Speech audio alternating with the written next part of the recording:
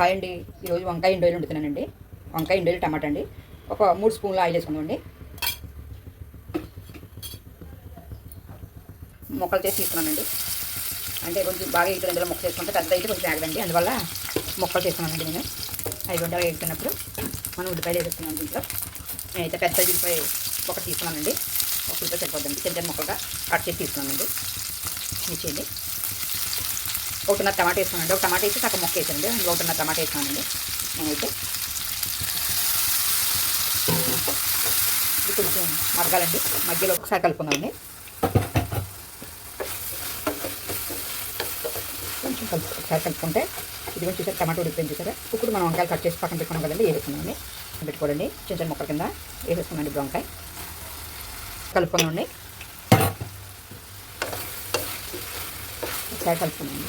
పైకి కింద కలుపుకుంటే కొంచెం అడిగి పైకి వస్తాయండి. వంకాయ కూడా మగ్గుతుందండి బాగా. అప్పుడు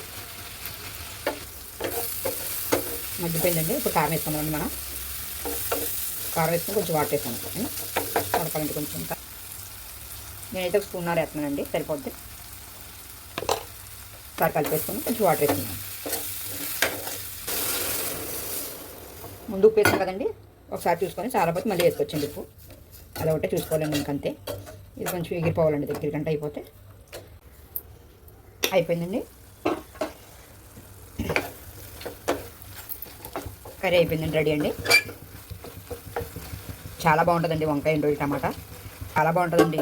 మీకు నచ్చితే లైక్ చేయండి, షేర్ చేయండి, సబ్స్క్రైబ్ చేసుకోండి. కంపల్సరీగా చేసుకోండి. నేను చేసిన ప్రతి వీడియో మీకు రావాలంటే సబ్స్క్రైబ్ చేసుకోండి.